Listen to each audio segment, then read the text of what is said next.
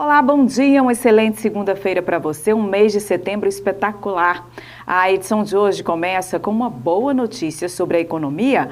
O PIB, Produto Interno Bruto do Brasil, cresceu 0,4% no segundo trimestre, na comparação com os primeiros 3 meses do ano. Com o resultado, o país evitou entrar em recessão técnica. Na comparação com o igual período de 2018, o PIB subiu 1%, no 10º resultado positivo seguido nesse tipo de comparação.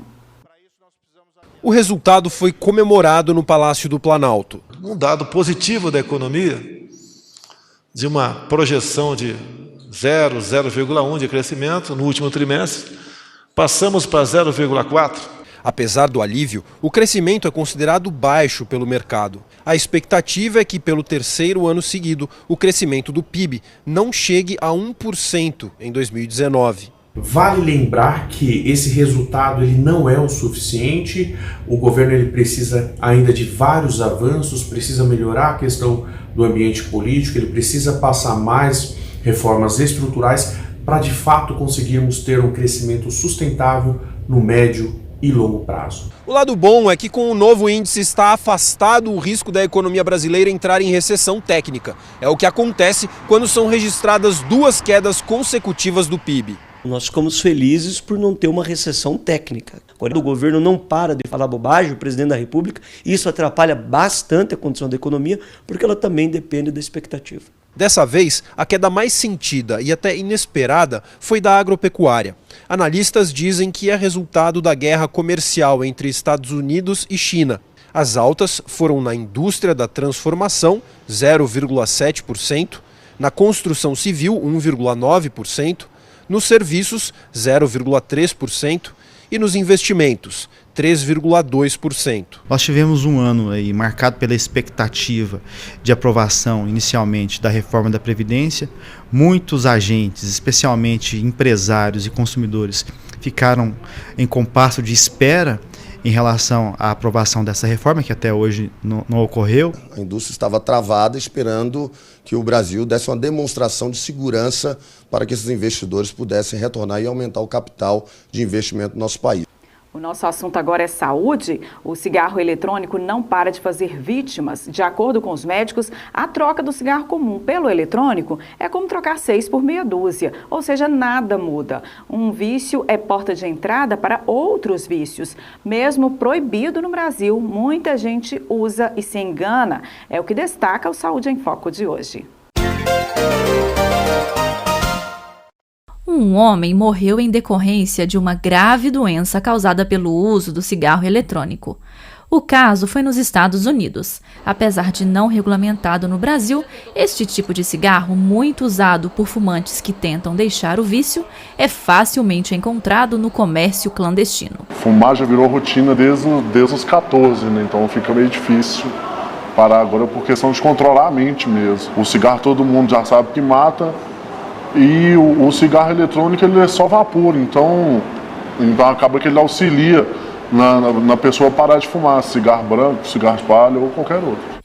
Mas esta ideia pode não ser tão inofensiva assim. O que a gente sabe hoje é que há uma inversão, quer dizer, muitas adolescentes, né, fascinadas pela tecnologia, pelo mundo eletrônico, etc., acabam começando com o cigarro eletrônico e depois passando para o cigarro convencional. Então, aparentemente, o objetivo não está sendo cumprido. E segundo, o que a gente sabe hoje é que o cigarro eletrônico não é tão benéfico, tão inocente como se supõe, né? Então, alguns cigarros eletrônicos eles vêm com nicotina, então tem todos os problemas da nicotina. Uma outra questão que envolve o cigarro eletrônico é o líquido que simula a fumaça, tão característica do tabagismo. Além de ter alguns aromatizantes que dão gosto para o cigarro, um cheiro interessante que atrai o público, ele tem, por exemplo, glicerina, ele tem propileno glicol, né? Então, hoje a gente tem trabalho já demonstrando que essas substâncias também podem ser tóxicas para a árvore respiratória. Tem casos, por exemplo, de insuficiência respiratória aguda, provocada pelo consumo do cigarro eletrônico, e também vários estudos mostrando que há danos cardiovasculares, principalmente vasculares, inclusive danos graves. aumento de incidência, por exemplo, de derrames cerebrais, acidentes trombóticos cerebrais. Segundo estimativas do Ministério da Saúde, cerca de 18 milhões de brasileiros fumam. Em Minas Gerais, 17,8% das pessoas são adeptas ao tabagismo. O cigarro é a maior causa de morte evitável no mundo, né? Hoje nós temos em torno de 6 milhões de pessoas que morrem todos os anos devido ao vício do cigarro. Recentemente, 3 pessoas foram presas em Paracatu, suspeitas de envolvimento com furto de gado. Com o grupo, a PM localizou 9 cabeças de gado. O crime, que já foi um dos mais incidentes na área rural de Paracatu, diminuiu bastante, mas ainda assim continua fazendo vítimas na cidade. A Polícia Militar alerta para os cuidados que os moradores da zona rural podem tomar para prevenir esse tipo de crime. Quem tem mais detalhes pra gente é a repórter Caroline Santos. Bom dia, Carol. Bom dia, Lília. Bom dia a todos que nos acompanham aqui no Jornal da Manhã. E a Polícia Militar realiza e está realizando diversas operações em relação ao furto de gado aqui em Paracatu e cidades da região. A Polícia Militar alerta você, morador da zona rural, para poder proteger o seu local e também os animais em que habitam neste local. Tem alguma dica para esses moradores, né, para poder proteger o local onde ele está? Sim, com certeza. A Polícia Militar tem trabalhado de maneira bastante efetiva na cidade de Paracatu, não só na cidade, com apreensões de arma de fogo, apreensões de droga, prisão de indivíduos foragidos da justiça, mas também muito mais na zona rural. Temos lançado diuturnamente, né, a patrulha rural, as equipes de patrulha rural no município de Paracatu. Nós temos hoje Paracatu como um dos maiores municípios do estado de Minas Gerais, sendo o 3º maior município do estado de Minas Gerais em extensão territorial, à frente João Pinheiro e Unaí, e como a nossa área rural é bastante extensa, então é quase que improvável, impossível a Polícia Militar estar em todos os lugares ao mesmo tempo. Com isso que nós solicitamos que você, cidadão, você produtor rural, proteja a sua propriedade, né? Adquira, tenha hábitos de segurança. E o que vem a ser isso? A ter hábitos de segurança. Por exemplo, é muito comum a gente chegar em fazendas na área rural e deparar com as porteiras sem travas, né? Às vezes a porteira simplesmente tem um calço, a cancela ou colchete de entrada ali da propriedade. Às vezes até mesmo algumas é apenas um mataburro, onde pessoas facilmente entram, saem da propriedade a qualquer momento.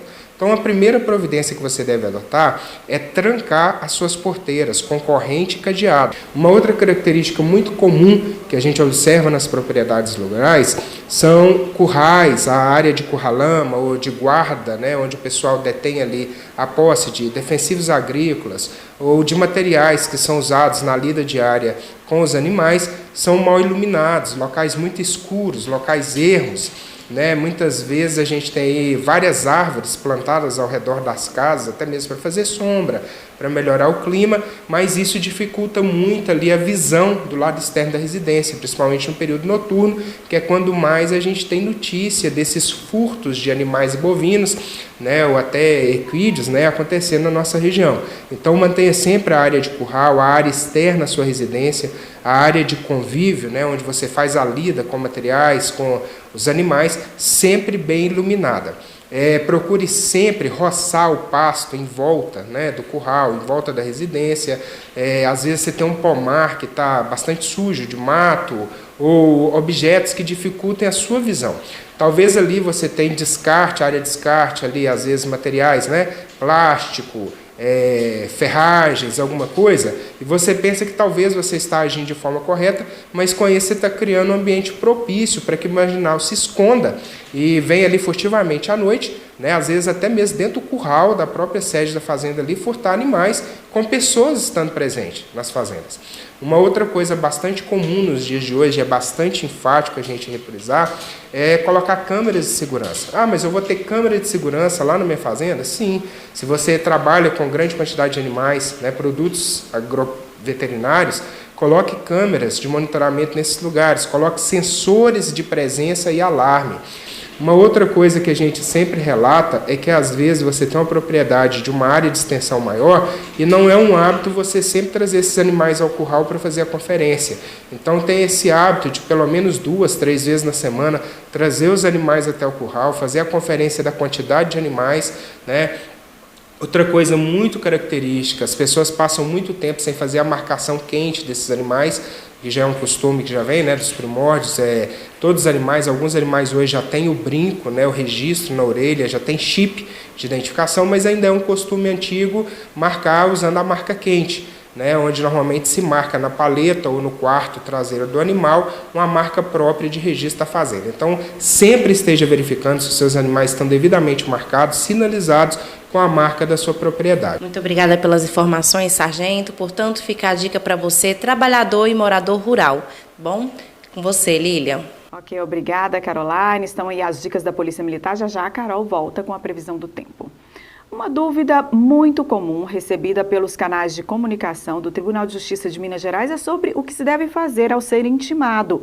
A intimação é uma ordem de qualquer autoridade judicial, civil ou militar que obriga a pessoa a fazer ou deixar de fazer algo com base na lei. Quem recebe uma intimação é obrigado a comparecer à unidade que deu origem à convocação na data e na hora estipulados no documento. Veja no nosso quadro Justiça em Questão, uma parceria do Jornal da Manhã com o Tribunal de Justiça de Minas Gerais. A primeira coisa que a Ivana faz quando chega ao trabalho é buscar os mandados que vai cumprir no dia. Ela é oficial de justiça há 13 anos e conta que uma das atividades mais frequentes na profissão é a entrega de intimações, tarefa que, segundo a servidora, pode ser um desafio. Teve uma vez que expliquei tudo para ela e tal. Ela me recebeu de toalha, apenas enrolada de toalha, falou que não ia. E pegou o mandado e rasgou o mandado na minha cara. Rasgou e tal, ficou toda exaltada, entendeu? E bateu o portão na minha cara. Ricardo também é oficial de justiça e passa por situações inusitadas no dia a dia. Para ele, um dos motivos das reações variadas é que muitas vezes as pessoas não sabem o que fazer quando recebem uma intimação. Algumas pessoas ficam curiosas, outras ficam um pouco nervosas. A gente procura explicar que é necessário procurar um advogado, porque quando você tem um problema de saúde, eu falo muito isso, você deve procurar um médico para ter uma orientação, né, da sua situação. Quando você tem um problema na justiça, você realmente tem que procurar um advogado. E aqueles que não têm condições de arcar com os custos de um advogado, a gente orienta a procurar a Defensoria Pública. Nos canais de comunicação do Tribunal de Justiça de Minas Gerais, as dúvidas sobre intimação também são comuns. É um dos atos externos do Poder Judiciário que é praticado pelo oficial de justiça, de forma que seja informado ao cidadão uma ordem que o juiz precisa que ele cumpra. Pode ser, por exemplo, comparecer em audiência para ser ouvido, ou também pode ser para comprovar o pagamento de algum valor. A intimação é uma ordem judicial e, por isso, deve ser cumprida. Quem não respeita as determinações pode responder por desobediência e até ser preso. O diretor da Gerência de Cumprimento de Mandados do TJMG explica que situações em que o cidadão se recusa a receber o oficial de justiça são frequentes. A ordem foi emanada pelo juiz, ele é apenas o longa-manos, né, a mão longa do juiz, que está lá cumprindo aquela ordem, né, e dando conhecimento ao cidadão, inclusive, do que está decidido em um determinado processo, para que, inclusive, ele possa constitucionalmente recorrer, né, não ser, às vezes, aí, julgado à revelia, por exemplo, né. Então, esse caso da revelia, ela acontece justamente por isso. É quando não se consegue, a justiça não consegue encontrar o cidadão para que ele venha fazer a sua defesa. O oficial de justiça tem 20 dias para cumprir o mandado. Ele pode voltar ao endereço outras vezes se não encontrar o cidadão. O oficial de justiça, de forma legal, né, ele tem a obrigação de comparecer até 3 vezes naquele endereço, não mais que isso, porque senão fica eterno, né? Então, e existe também uma questão de prazo. O próprio oficial tem para com a instituição uma questão de prazo, que é o prazo que ele pode ficar com aquele mandado em posse. Nós podemos ir à noite, sábado, domingo, feriado, e o que, na verdade, determina o nosso horário de trabalho é a própria pessoa. Agora, se ela nunca é encontrada, então nós oficiais começamos a suspeitar de ocultação.